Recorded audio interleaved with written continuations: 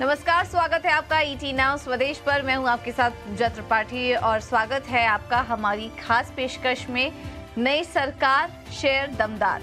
बाजार में पिछले दिनों हुई उठापटक के बाद अब बाजार संभलता नजर आ रहा है और बाजार पहले से ही मोदी सरकार के तीसरे टर्म की उम्मीद कर ही रहा था, मगर इस उम्मीद पर संशय के बादल तब दिखे जब नतीजों में बीजेपी को पूर्ण बहुमत नहीं मिली।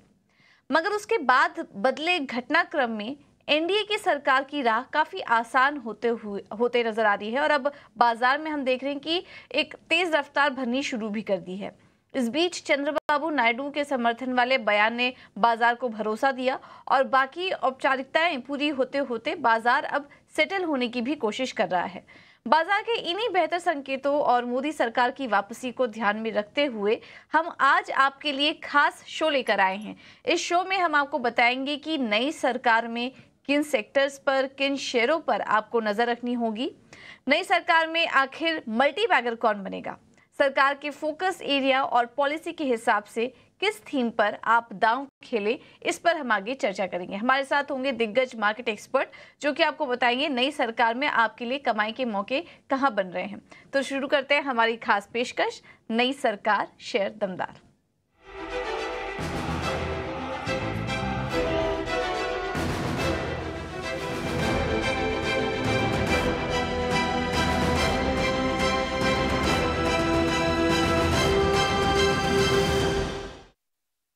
तो हमारे साथ इस वक्त मार्केट एक्सपर्ट जुड़ चुके हैं जियोजीत फाइनेंशियल से गौरांग शाह। वो हमारी मदद करेंगे ही, लेकिन उसके अलावा हमारी पूरी रिसर्च टीम भी इसमें आपकी मदद करेगी, क्योंकि जब मैंडेट आया उसके बाद चुनावी नतीजों पर ढेर सारी रिपोर्ट्स भी आई, काफ़ी सारे एनालिस्ट का यहाँ पर कमेंट्री भी निकल कर आई है। तो उन कमेंट्री को, उन रिपोर्ट्स को पढ़ने के लिए आपको मेहनत ना करनी पड़े, इसके लिए हमने और हमारी टीम ने मिलकर इस रिपोर्ट में कुछ की पॉइंट्स निकाले और ब्रोकरेज रिपोर्ट्स कहाँ बुलिश दिखाई दे रही हैं, पोर्टफोलियो में किस तरह के बदलाव के संकेत दे रही है और उन्हें मौके कहाँ पर दिखाई दे रहे हैं, इस पर हमने एक इंटरेस्टिंग रिसर्च की। हर एक सेक्टर को एनालिसिस किया हमारी पूरी रिसर्च टीम में और उसके बाद आपके सामने वो उन रिपोर्ट्स के जो की पॉइंट्स थे वो आपके सामने हम एक एक करके सेक्टर वाइज लाने की कोशिश करेंगे। और उसमें भी जो सब में आपको फोकस करने की ज़रूरत नहीं है, उसमें भी कुछ बेहतरीन की टेक अवेज, कुछ इंटरेस्टिंग इन्वेस्टमेंट आइडिया बताएंगे। हमारे साथ हमारे मार्केट एक्सपर्ट गौरांग शाह इस वक्त हमारे साथ मौजूद है। Gaurang ji, thank you so much ET Now Swadesh को समय देने के लिए। तो अब क्लैरिटी मिल चुकी है नई सरकार को देखते हुए। अभी फिलहाल मिनिस्ट्री को लेकर कुछ डेवलपमेंट हो रहे, एक करके आ रहे हैं, लेकिन ये क्लियर हो चुका है कि मोदी सरकार अब वापस से अपनी नई गवर्नमेंट बनाने जा रही है। तो ये जो मैंडेट अब क्लियर मिलता हुआ नज़र आ रहा है, ये बाजार के लिए कितना पॉजिटिव है? और ऐसे में वैसे तो हम आगे कुछ और भी थीम और स्टॉक्स आपसे समझने की कोशिश करेंगे, लेकिन बाजार के लिए आगे की चाल कैसी रह सकती है, कितना कॉन्फिडेंस मिल रहा है बाजार को इस फैसले के बाद?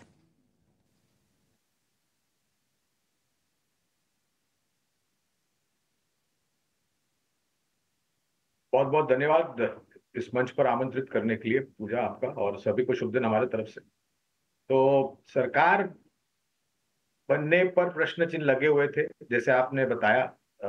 बहुमत किसी सरकार को मिली नहीं और एक गठबंधन की सरकार जब बनती है तो प्रश्न चिन्ह बिल्कुल लगता है देश के प्रगति को लेकर के, विकास को लेकर के, बेरोजगारी को लेकर के वगैरह वगैरह। लेकिन अब जो समझ में गणित आ रहा है, शायद परसों यानी कि 8 जून को तीसरी बार 3.0 माननीय प्रधानमंत्री जी नरेंद्र मोदी जी शपथ ग्रहण करेंगे और उसके बाद कार्यकाल और कैबिनेट्स और पोर्टफोलियोज का दिया जाएगा, आवंटन किया जाएगा और फिर हम चर्चा करेंगे बारिश के मौसम को लेकर के, पहली तिमाही के नतीजे और विकास दर कहां पर जाकर के। कल शुक्रवार है पूजा, क्रेडिट पॉलिसी है कल मेरे ख्याल से, वो भी मेरे ख्याल से कुछ दशा और दिशा बाजार को दे सकता है, जिस प्रकार से टिप्पणियां माननीय गवर्नर साहब से आएगी खास करके चुनाव के बाद। तो और हमने पहले पहले भी हमारे ही चैनल ईटी नाउ स्वदेश पर जब नतीजे आ रहे थे तब भी जुड़े थे, उसके पहले भी जुड़े थे, और हमने एक ही बात की थी कि भाई नतीजे आ जाने दीजिए, कौन सी पार्टी को कितनी सीटें मिलती है ये पूर्ण रीति से स्पष्टीकरण आ जाने दीजिए, और फिर बाजार में आकर के आप निवेश कीजिए। अब जिस प्रकार से 4 तारीख को बाजार गिरी और फिर कल और आज में हमने ऊपर के तरफ के दायरे देखे, तो शायद जब तक सरकार बन नहीं जाती और पोर्टफोलियोज दिए नहीं जाते तब तक थोड़ी असमंजस परिस्थिति है, लेकिन उसके बाद मेरे ख्याल से ये भी एक इतिहास हो जाएगा और फिर हम बाजार की बाकी अन्य संकेतों के ऊपर ध्यान देंगे। तो एक बहुत अच्छा मौका है, सरकारी कंपनी हो किसी क्षेत्र की या फिर निजी क्षेत्र की कुछ चुनिंदा कंपनियां हैं जहां पर अब सरकार गठन होने के बाद कहां पर आपको ध्यान देना चाहिए, ये मेरे ख्याल से अनिवार्य होगा। बिल्कुल, तो बस कुछ ही दिन का कंफ्यूजन बचा है, क्लियर हो ही चुका है, ऑलमोस्ट पिक्चर क्लियर हो ही चुकी है, और ऐसे में अब ये ढूंढना होगा कि यहाँ से कौन सी थीम, कौन से स्टॉक्स चल सकते हैं। हमारी रिसर्च टीम भी हमारे साथ मौजूद है, विनी हमारे साथ हैं, जो कि एफएमसीजी स्टॉक से जुड़े रिपोर्ट्स क्या है वो बताएंगी। शरद हैं हमारे साथ, सृष्टि, आशीषा जो कि बताएंगी कि लिकर स्पेस में मौके कहाँ दिख रहे हैं, कंजम्पशन स्पेस में मौके कहाँ पर दिख रहे हैं, और स्नेही भी हमारे साथ हैं जो कि आपको बताएंगे कि हाउसिंग फाइनेंस कंपनियों पर रिपोर्ट्स क्या कह रही हैं। तो पूरी रिसर्च टीम इस वक्त हमारे साथ जुड़ चुकी है, आप स्क्रीन पर देख रहे होंगे, तो पूरा पैनल रेडी है। और चलिए शुरुआत करते हैं सबसे पहले एफएमसीजी सेक्टर से। विनी हमें बताएंगी कि एफएमसीजी शेयरों पर ट्रिगर्स क्या हैं, क्योंकि हमने देखा कि जब मैंडेट आने लगा तो मार्केट में उतार चढ़ाव था, लेकिन इस बीच एफएमसीजी शेयर्स अपनी ही चाल चल रहे थे और इसको लेकर कॉन्फिडेंस भी बन रहा था, जो डिफेंसिव स्पेस भी है ये, इसको लेकर कॉन्फिडेंस भी बन रहा था एनालिस्ट का। तो क्या कुछ ट्रिगर्स हैं आने वाले समय के लिए, क्यों ये स्टॉक्स चल रहे थे, ब्रोकरेज रिपोर्ट्स का क्या कहना है, ये समझ लेते हैं। और विनी हमारे साथ जुड़ चुकी हैं पूरी रिसर्च लेकर। विनी बताइए। बिल्कुल, तो पोस्ट इलेक्शंस जो एनालिस्ट एक्सपेक्ट कर रहे हैं कि क्या होगा एफएमसीजी के लिए, तो ओवरऑल वो एक्सपेक्ट कर रहे हैं कि अभी गवर्नमेंट का फोकस ज़्यादा रहेगा सोशल स्पेंडिंग पे, रूरल स्पेंडिंग पे, और उसकी वजह से जो सपोर्ट रहेगी रूरल ग्रोथ को, उसकी सपोर्ट मिलेगी ओवरऑल एफएमसीजी को। तो यस, इसकी वजह से हम देख रहे हैं काफ़ी सारे अपग्रेड्स आ गए हैं पोस्ट इलेक्शन एफएमसीजी पैक के लिए, कंज्यूमर स्टेपल्स के लिए स्पेसिफिकली। गोल्डमैन सैक्स ने अपग्रेड कर दिया कंज्यूमर स्टेपल्स को, प्रीवियसली अंडरवेट रेटिंग था, अब हो गया है न्यूट्रल रेटिंग, और वो बोल रहे हैं कि रूरल का जो सपोर्ट रहेगा उसकी वजह से पॉजिटिव क्यूज है सेक्टर के लिए। इवन जेफरीज ने ओवरवेट किया हुआ है कंज्यूमर स्टेपल्स को रेटिंग, और सीएलएसए के लिए आईटीसी रह रही है अपनी टॉप पिक, स्पेशली स्टेपल्स की बात करें तो वहाँ पे आईटीसी उनकी टॉप पिक है। इवन सिटी देखें तो उन्होंने कंज्यूमर स्टेपल्स पे जो नोट निकाली वहाँ पे एचयूएल उनके लिए टॉप बेट रहती है, जीसीपीएल, ब्रिटानिया और होनासा कंज्यूमर्स उनके लिए टॉप बेट है। तो काफ़ी सारे टेल्सविंड्स आएंगे, एक्सपेक्टेशंस है कि अब रूरल की जो पुश मिलेगी, गवर्नमेंट से ज़्यादा पुश मिलेगी। सेक्टर ने अंडर परफॉर्म भी किया था लास्ट एक साल में, तो उसकी वजह से भी थोड़ी अप मूव एक्सपेक्ट कर सकते हैं सेक्टर में। गुड मॉनसून एक्सपेक्टेड है, प्राइसिंग ग्रोथ है जो वापस आ सकता है एफएमसीजी कंपनीज के लिए, कंज्यूमर स्टेपल कंपनीज के लिए, और बिनाइन रॉ मटेरियल प्राइसेस जो रह रहे हैं वो सपोर्ट कर सकते हैं ग्रोथ को आगे जाते हुए और मार्जिन्स को कंपनी के लिए। और इसीलिए ओवरऑल हम लोग देख रहे हैं पोस्ट इलेक्शंस अपग्रेड्स आए हुए हैं एफएमसीजीज के लिए। तो पोस्ट इलेक्शन हमने देखा कि इन स्टॉक्स में तेजी भी थी, ग्रामीण क्षेत्रों में एक्सपोजर वाले स्पेशली जो स्टॉक्स थे वो चल रहे थे। तो ये पूरी रिसर्च हमें विनी ने बताई कि रिपोर्ट्स में क्या कहना है और शेयर्स के वैल्यूएशन कैसे नजर आ रहे हैं, इन सब पर हमने बात की। गौरांग, आपका क्या व्यू बन रहा है एफएमसीजी स्टॉक्स पर, और कौन कौन सी कंपनियां आपको मौजूदा स्तर पर अच्छी लग रही हैं अगर यहाँ से खरीदारी करनी हो तो? पूरा मैं सहमत हूँ, आपके जो सहयोगी ने अभी पूरा विश्लेषण एफएमसीजी क्षेत्र के लिए किया, लेकिन क्षेत्र के आधार पर कंपनियां के नाम बताने पहले एक अनिवार्य मेरे लिए ये होगा कि ये जो भी नाम क्षेत्र के आधार पर हम आज बताएंगे आपके दर्शकों को, पहले तो ये लंबी अवधि का निवेश होना चाहिए आपका, इसके लिए पर्याप्त समय सीमा दे, और सभी क्षेत्र के ऊपर एक अनुमानित 10 से 15% का इजाफा आप लंबी अवधि में देख सकते हैं, बशर्ते के जो नतीजे हैं इन सब कंपनियों के वो अनुमान से बेहतर आए। अब जाहिर है कि अनुमान से बेहतर आए पूजा, तो जो लक्ष्यांक है वो 10-15% से और ऊपर जा सकता है, लेकिन ये पूरी निर्भरता अनुमानित है। 10 से 15% आपको रिटर्न मिल सकता है प्रतिशत, अगर आपके पास लंबी अवधि की समय सीमा हो। तो अब आते हैं कंज्यूमर स्टेपल्स एफएमसीजी में, तो एक तो बारिश अच्छी होगी तो पैदावार अच्छी होगी कृषि क्षेत्र में, और पैदावार अच्छी होती है तो जाहिर है हमारे किसान भाई बहनों को उनका जो मुआवजा है वो मिलेगा। और आजकल डायरेक्ट कैश ट्रांसफर बेनिफिट्स का जो समय चल रहा है उसके कारण जो स्लिपेजेस होते थे वो नहीं होंगे। दूसरी तरफ बड़े शहरों में से तो मांग है ही, लेकिन छोटे शहरों में से भी मांग बहुत ही ऊपर जा रही है। HUL, Tata consumer, Godrej consumer, Dabur और मैरिको, ये 5 नाम है जहां पर हमें लग रहा है कि शायद लंबी अवधि में आपको 10-15% का इजाफा मिल सकता है अगर नतीजे अच्छे आए। बिल्कुल। तो HUL पर तेजी करने की सलाह, एक साल में 2919 के लक्ष्य आ सकते हैं। टाटा कंज्यूमर में आप तेजी करके चलिए, 1300 के ऊपर के लेवल्स आ सकते हैं अगले एक साल में। गोदरेज कंज्यूमर में 1605 के लेवल्स, डाबर 676 और मेरिको में 736 के लेवल्स आ सकते हैं। लेकिन ध्यान रखिए, ये जो भी आपको सलाह दी जा रही है ये थोड़ी लॉन्ग टर्म के लिए, एक साल के लिए है, और ये 5 स्टॉक्स अच्छे लग रहे हैं तो इस पर आप नजर रखिए। आगे बढ़ते हैं और अब बात करते हैं कैपेक्स की, इंफ्रा की। सरकार कोई भी हो, लेकिन कैपेक्स पर, इंफ्रास्ट्रक्चर ग्रोथ पर तो सरकार का, किसी भी सरकार का फोकस रहता ही है, और ये थीम पिछले काफी समय से फोकस में है। हम लगातार इस थीम पर बात कर रहे हैं, लेकिन इस थीम से जुड़े क्या क्या ट्रिगर्स हैं, ब्रोकरेज रिपोर्ट्स क्या कह रही है, एक बार ये समझ लेते हैं। और भारत में कैपेक्स को लेकर CLSA की क्या राय बन रही है, ये बताने के लिए शरद हमारे साथ जुड़ चुके हैं। शरद, बताइए। जी बिल्कुल, इंफ्रा स्पेस भी जो है फोकस में रहने वाला। CLSA की रिपोर्ट आई है स्पेशली कैपेक्स को थीम को लेकर, और यहाँ पे जो है अगले 100 दिन के जो एजेंडा है मोदी 3.0 गवर्नमेंट में, वहाँ पे जो है बड़ी फोकस रहने वाली है, क्योंकि बड़े बड़े ऑर्डर्स की अनाउंसमेंट्स आ सकती है। बड़े ऑर्डर्स की बात करें तो इंफ्रास्ट्रक्चर और डिफेंस के डोमेन में जो बड़ी ऑर्डर देखने मिल सकती है। बड़ी रेलवे की भी जो है प्लान्स है, तो उसमें भी जो है ऑफकोर्स रेलवे स्टॉक्स भी फोकस में रहेंगे। एसेट मोनेटाइजेशन पे भी फोकस रहेगा, क्योंकि उसमें फंडिंग विजिबिलिटी इंप्रूव हो जाती है। अगर हम बात करें तो BJP allies specially Andhra Pradesh और बिहार के स्टेट्स को लेके वहाँ पे भी फोकस में रहेगा, क्योंकि जो स्टेट लेवल कैपेक्स होती है बिहार और आंध्र प्रदेश में, वो भी आने वक्त जो है बढ़ सकती है। कुछ टॉप पिक्स भी है जो फोकस में रहेंगे CLSA के कैपेक्स के थीम पे, वो इंक्लूड करते हैं L&T, जो देश का सबसे बड़ा इंफ्रा कंपनी है। इसके अलावा IRB इंफ्रा, NCC और JK इंफ्रा जैसे कंपनीज जो की बेनिफिशियरीज जो है इस कैपेक्स थीम में देखने मिल सकते हैं। बिल्कुल, बहुत बहुत शुक्रिया शरद आपका ये पूरा अपडेट देने के लिए। तो काफ़ी कुछ इंपॉर्टेंट बात निकल कर आई है, और यहाँ पर ये जो गठबंधन की सरकार बन रही है, इसमें बिहार में भी कैपेक्स का रिवाइवल देखने को मिल सकता है, और इसके चलते हम देखेंगे कि ये पूरा स्पेस फोकस में रहेगा। CLSA ने जो अपनी रिपोर्ट में कंपनियां हाईलाइट की हैं उसमें L&T है, IRB, HAL, NCC, जे कुमार इंफ्रा जैसी कंपनियों को यहाँ पर फ़ायदा मिल सकता है। तो डिफेंस, कैपेक्स, इंफ्रा, ये तो सरकार के फोकस में है। मोदी जी ने जब मैंडेट आया उसके बाद इस पूरे डिफेंस को, इस पूरे स्पेस को हाईलाइट भी किया था। गौरांग जी, ये सेक्टर, ये स्पेस पूरा कैसा लग रहा है? कैपेक्स थीम आपको कैसी लग रही है, और ऐसे में किन किन स्टॉक्स पर नजर रखें? देखिए, ये क्षेत्र ऐसा है जहां पर आपको नजरिया थोड़ा बहुत लंबी अवधि का रखना चाहिए, क्योंकि ऑर्डर बुक एग्जीक्यूट करने के लिए समय लगता है।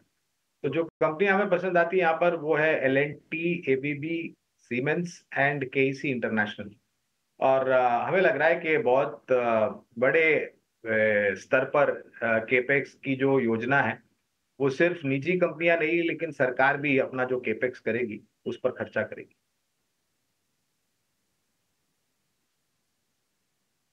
ठीक है, तो L&T है, आपको एक एक करके देखिए, आपके स्क्रीन पर हम टारगेट्स भी दे रहे हैं। L&T में अगर आपको खरीदारी करनी है, अब 4040 के लेवल्स आ सकते हैं स्टॉक में। फिलहाल 3515 पर कारोबार कर रहा है, तो यहाँ पर आप तेजी करके चल सकते हैं। ABB 9250 के लेवल्स के लिए, सीमेंस 200 के लेवल्स, और KEC इंटरनेशनल पर भी नज़र रखिए, 900 तक के लेवल्स आ सकते हैं। अगले एक साल का टाइम फ्रेम का भी ध्यान रखिए आप, और ये तमाम कंपनियां अच्छी लग रही हैं, इस पर नज़र रखिए। चलिए एक और स्पेस पे फोकस करते हैं, सेक्टर पे, और वो है सिटी गैस डिस्ट्रीब्यूशन कंपनियां। अब सिटी गैस डिस्ट्रीब्यूशन कंपनियों पर क्यों फोकस है? ब्रोकरेज रिपोर्ट का, नई सरकार बनने के बाद क्या कुछ फ़ायदा मिल सकता है इन कंपनियों को, या फिर इस स्पेस पर क्यों नज़र रखनी चाहिए, ये भी एक बार समझ लेते हैं। सृष्टि हमारे साथ जुड़ चुकी हैं पूरी रिसर्च लेकर। सृष्टि, बताइए, सिटी गैस डिस्ट्रीब्यूशन कंपनियों पर रिपोर्ट्स क्या कह रही हैं? जी हाँ, नई सरकार बनने के बाद ये सभी सिटी गैस डिस्ट्रीब्यूशन कंपनीज पे फोकस रह सकता है, क्योंकि सिटी का मानना है कि जीएसटी में आना एक बड़ा पॉजिटिव ट्रिगर हो जाएगा ये सभी कंपनीज के लिए। जहाँ पे सिटी ने आज अपने नोट के द्वारा ये कहा है कि आने वाले समय में अगर एंटायर गैस वैल्यू चेन की बात करें तो गैस को जीएसटी के अंतर्गत लाना एक बड़ा पॉजिटिव ट्रिगर साबित हो सकता है, क्योंकि ये कंपनीज के अर्निंग्स को जो है बहुत अच्छी तरीके से सपोर्ट करेगा। यहाँ पे जो सिटी गैस डिस्ट्रीब्यूशन कंपनीज है जैसे कि एमजीएल और आईजीएल ये बेनिफिशरीज रहेंगी, पर इसी के साथ गेल में भी एक पॉजिटिव ट्रिगर आते हुए देख सकते हैं। खासतौर से उनका कहना है कि जो नई सरकार है एनडीए के तहत इसका जो फोकस है वो गैस का जो कंजम्पशन है पूरी इकोनॉमी में या उसका यूजेज है उसको बढ़ाने की तरफ है। और अब जीएसटी काउंसिल में क्योंकि उनकी मेजॉरिटी हो जाएगी तो ये जो पूरा नई चीज़ें लाई जाएंगी, नए रूल्स बनाए जाएंगे, इस पे मोहर या फिर इसकी तरीके से पूरा निर्णय जो है वो आसान हो जाएगा लेने के लिए।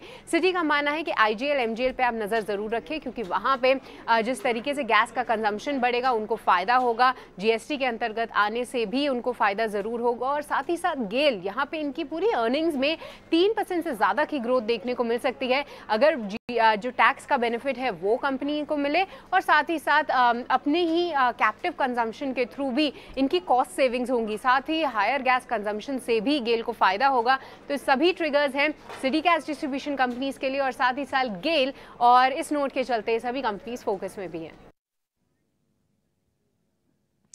ठीक है, तो सिटी गैस डिस्ट्रीब्यूशन कंपनियां गेल, आईजीएल, एमजीएल ये सब फोकस में रहेंगे ही, पॉजिटिव होगा। गौरव जी, आप कैसे देख रहे हैं इस खबर को? अगर ये सारी कंपनियां नई सरकार बनने के बाद जीएसटी दायरे में आ जाती हैं तो कितना पॉजिटिव होगा सेक्टर के लिए? और रिस्क रिवॉर्ड के लिहाज से बात करें तो कौन सी कंपनी अभी भी अच्छी लग रही है आपको एंट्री लेने के लिए? मुझे दोनों ही अगर बात करें तो आप कॉम्प्रेस नेचुरल गैस यानी कि सीएनजी और पीएनजी यानी कि पाइप नेचुरल गैस घर तक जाता है, और जो पहले सिलेंडर आते थे घरों में उसकी जगह पे पाइप से गैस आता है। वॉल्यूम्स दोनों में बढ़ेंगे, यानी कि मांग जो है उसके कारण वॉल्यूम्स है वो बढ़ते जाएंगे। नेचुरल गैस के दाम भी मेरे ख्याल से थोड़े बहुत उठापटक वाले थे, लेकिन अब स्थिर हो रहे हैं। डिस्ट्रीब्यूशन पाइपलाइन बढ़ाने की बात की है सरकार ने, जिसके कारण खपत जो है वो ऊपर जाएगी। एमजीएल, आईजीएल, गुजरात गैस और पेट्रोनेट एलएनजी, ये 4 कंपनियां हमें बुनियादी तर्क के आधार पर पसंद आती है। तो ये कंपनी एमजीएल पर आप नज़र रख सकते हैं 1570 के टारगेट्स के लिए, और आईजीएल पर भी आप नज़र रख सकते हैं 530 के टारगेट के लिए। इसके अलावा पेट्रोनेट और गुजरात गैस भी अच्छी लग रही है, इस पर आप नज़र रखिए। तो सिटी गैस डिस्ट्रीब्यूशन पर ये पॉजिटिव नज़रिया, 1 साल का टारगेट भी आपको बता दिया, तो इसे भी आप अपने पोर्टफोलियो में शामिल कर सकते हैं। फोकस करते हैं लिकर शेयरों पर। सिटी का क्या कहना है बताने के लिए अब आशीषा को अपने साथ शामिल करेंगे। आशीषा, बताइए लिकर, अल्कोहल, बेवरेजेस स्पेसेस पर क्या रिपोर्ट्स निकल कर आ रही हैं? जी बिल्कुल, एनडीए गवर्नमेंट ने इलेक्शन से पहले लिकर इंडस्ट्री के लिए रिस्ट्रिक्शंस कम किए जाएंगे ऐसा दावा किया था, और अब आंध्र प्रदेश के स्टेट गवर्नमेंट के इलेक्शंस हो चुके हैं और एनडीए गवर्नमेंट जीत गई है। तो सिटी का ऐसा मानना है कि आंध्र प्रदेश लिकर इंडस्ट्री के रेगुलेशंस कम किए जाएंगे, आसान किए जाएंगे, जिसके चलते जो लिस्टेड अल्कोहल कंपनीज है, united spirits, united breweries, Radico, Khaitan जैसे कंपनीज जिनका प्रेजेंस है आंध्र प्रदेश गवर्नमेंट में, आंध्र प्रदेश मार्केट में, उनको अच्छा खासा फायदा हो सकता है। यूएसएल और यूबीएल की बात करें तो उनका करीब 5-6% रेवेन्यू आंध्र प्रदेश मार्केट से आता है, तो काफ़ी पॉजिटिव है। और सिटी का नज़रिया भी पॉजिटिव है, उनका मानना है कि जो चेंजेस हो सकते हैं पॉलिसीज़ में लिकर इंडस्ट्री को लेकर, उसका direct benefit in listed liquor companies को हो सकता है। तो रेगुलेशन लाना इन कंपनियों के लिए मददगार हो सकता है। रेगुलेशन में ढील का प्रस्ताव एनडीए दे भी रही थी, देखना होगा यहाँ पर इसको लेकर क्या फैसला आता है, और कुछ कंपनियां अभी आशीषा ने हाईलाइट भी की। गौरांग जी, इन्वेस्टमेंट पर्पज से कौन सी कंपनी अच्छी लग रही है आपको? देखिए, ऐसे तो एक ही कंपनी है हमारी कवरेज में, यूनाइटेड बेवरेजेस, लेकिन पूजा एक बात बिल्कुल कहना चाहूंगा इस क्षेत्र को लेकर के कि हमारे देश में इस कंपनियों के प्रोडक्ट की खपत को लेकर के कोई प्रश्न चिन्ह नहीं है। लोग खुशी के अवसर में भी इनके प्रोडक्ट्स इस्तेमाल करते हैं और गम के समय में भी इसके प्रोडक्ट इस्तेमाल करते हैं। हाँ, एक बात बिल्कुल है, कुछ राज्यों में पाबंदी को लेकर के थोड़ी असमंजस परिस्थिति है, लेकिन बुनियादी तर्क के आधार पर एक कंपनी पसंद आती है, वो है United beverages limited. United breweries UBL, इस पर नज़र रखिए आप। 2328 के टारगेट्स के लिए आप यहाँ पर मौके तलाश सकते हैं निवेश के लिए। आखिरी सेक्टर बचा है वो है हाउसिंग फाइनेंस कंपनियां, और इस पर जेफरीज ने अपनी रिपोर्ट जारी की है। जेफरीज की रिपोर्ट में क्या कुछ निकल कर आया हाउसिंग फाइनेंस कंपनियों के लिए, बताने के लिए हमारे साथ स्नेही मौजूद है। स्नेही, बताइए। जी हाँ, बिल्कुल। तो जेफरीज ने हाउसिंग फाइनेंस कंपनीज पर एक नोट निकाली है। उनका मानना है कि मोदी गवर्नमेंट कुछ ऐसी स्कीम अनाउंस कर सकती है जिससे अफोर्डेबल हाउसिंग फाइनेंस सेगमेंट में जो कंपनियां हैं उनको बहुत ही फ़ायदा हो सकता है। अफोर्डेबल हाउसिंग फाइनेंस कंपनी जैसे कि होम फर्स्ट फाइनेंस और आवास फाइनेंसियर्स डायरेक्ट बेनिफिशियरीज होंगे अगर मोदी गवर्नमेंट ने कोई भी ऐसी स्कीम लॉन्च की। मिड टिकट सेगमेंट प्लेयर्स में से भी LIC हाउसिंग फाइनेंस और कैनफिन होम्स के लिए बहुत सारे टेलविंड्स क्रिएट हो जाएंगे मार्केट में यदि ये स्कीम वापस आती है। और जब जेफरीज की बात करें और उनके पसंदीदा स्टॉक्स की बात करें तो अफोर्डेबल हाउसिंग फाइनेंस स्पेस में से उनको आवास और होम फर्स्ट फाइनेंस पसंद है, और हाउसिंग फाइनेंस के स्पेस में उनको कैनफिन होम्स, ये उनका पसंदीदा स्टॉक है। तो जी हाँ, ये थी जेफरीज की नोट हाउसिंग फाइनेंस कंपनीज पर। बिल्कुल, बहुत बहुत शुक्रिया स्नेही आपका ये पूरा एनालिसिस और रिसर्च लाने के लिए। तो housing finance company affordable housing space पर सरकार का फोकस रह सकता है। जेफरीज ने कुछ कंपनियां हाईलाइट भी की हैं। गौरांग जी, आपका क्या व्यू बन रहा है हाउसिंग फाइनेंस कंपनियों पर?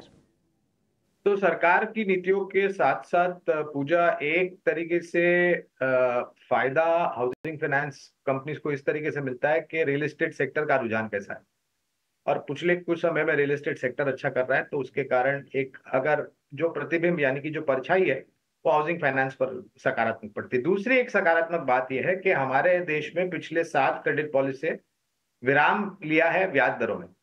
कल क्रेडिट पॉलिसी है 7 तारीख को, शायद और एक बार विराम ले, और शायद इस वर्ष के अंत तक या फिर अगले साल जनवरी फरवरी मार्च तक आप एक कटौती ब्याज दरों में उम्मीद कर सकते हैं आने के लिए।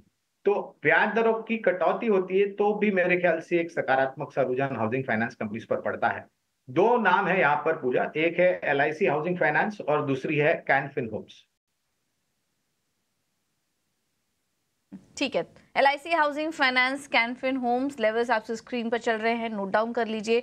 और अगर कुछ स्टॉक और कुछ लेवल्स टारगेट आपसे मिस हो गए हों, आप YouTube पे जाके इस शो को दोबारा से देख सकते हैं। गौरांग जी, बहुत बहुत धन्यवाद आपका आज अपना कीमती समय हमें देने के लिए, और हमारी पूरी रिसर्च टीम का बहुत बहुत धन्यवाद आज हमारे साथ जुड़ने के लिए और ये इंटरेस्टिंग रिसर्च हमारे लिए लेकर आने के लिए। चलिए, फिलहाल इस शो में इतना ही, मुझे दीजिए इजाज़त। नमस्कार।